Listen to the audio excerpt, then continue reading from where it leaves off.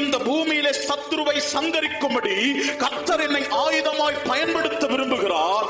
ஆனா நானோ அவருடைய கையில் இருக்கிறேன். ஆனா எப்படி இருக்கிறேன்னா மழுங்களா இருக்கிற, கூர்மையா இல்ல, ஷார்ப்பா இல்ல. எப்படி இருக்கிறேன்னா துருபிடிச்சு போய் இருக்கிற. துருபிடிச்ச விசுவாசிகளா மாறிட்டோம் நம்ம. ஆரம்பத்துல நல்லா பல பல பல பலன்னு இருந்துச்சு, வெட்டினா ரெண்டா பொளந்துச்சு. ஜபம் அப்படி அக்னியா இருந்துச்சு, ஜெபிச்சா பதில் கிடைச்சது. பாஸ்டர் இந்த ஊழியத்துக்கு போலாமா, அங்க போய் ஊழியம் செய்யலாமா, கர்த்தருக்காக நிக்கலாமா, வைராக்கியம், விசுவாசம், ஜெபம் நல்லா ஷார்ப்பா இருந்துச்சு. ஆனா இப்போ என்ன ஆயிடுச்சு, அந்த ஆயுதம் மழுங்கலாய் போயிடுச்சு. தீட்டுறதுக்கு இடம் கொடுக்கல.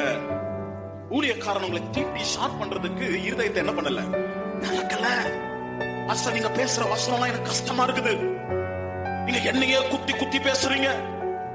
கர்த்தருடைய வார்த்தை உங்களுக்கு நேராய் வரும் பொழுது அது உங்களை தீட்டத்தக்கதான வார்த்தை என்று நீங்க அங்கீகரித்துக் கொண்டு அதன்படி நீங்க ஒப்பு கொடுப்பீங்கன்னா நீங்க மழுங்களா இருக்க மாட்டீங்க, நீங்க ஷார்ப்பான ஆயுதமா இருப்பீங்க.